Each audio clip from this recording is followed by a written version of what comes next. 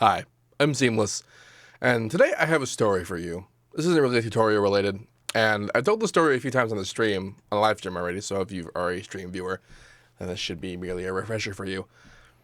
This is the tale of an ImageLine forum user named Getyoursnackon. He apparently is also called Getyoursnackon outside of ImageLine, which will become relevant in a second. So, the ImageLine forums, ImageLine is a developer that makes FL Studio, if for some reason you didn't know that. And in the forums, there's a subsection of forums called Epic Sound Recreation. And really what it is a sound design forum focused on recreating popular sounds. So there's stuff in there like they recreated Sandstorm and that kind of thing. And there's this guy in there that I'm familiar with named Getyoursnackon.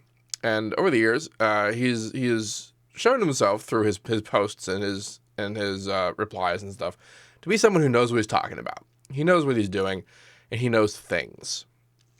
And he may or may not be someone famous. Like there was some sort of drama. I wasn't familiar with it because I don't spend nearly as much time on the forum as I used to.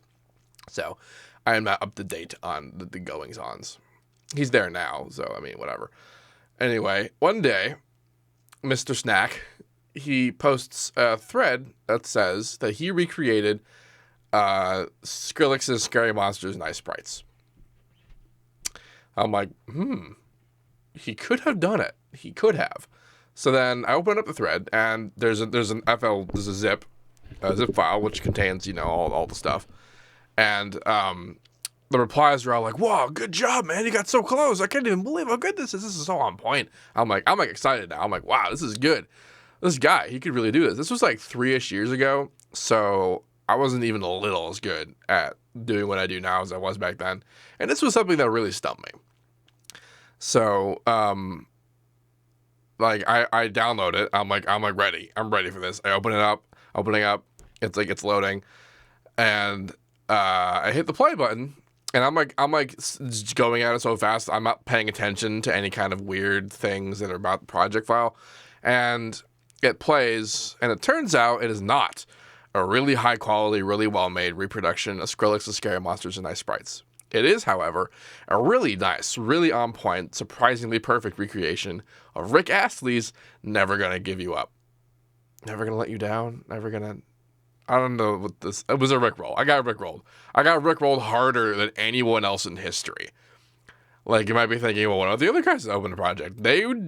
I guarantee you they were not as like, fully on board with what was happening as I was. Like, I was in. I was all in on this being a recreation of Skrillex's Scary Monsters and Ice Sprites. The idea, I wasn't skeptical at all. I wasn't suspicious.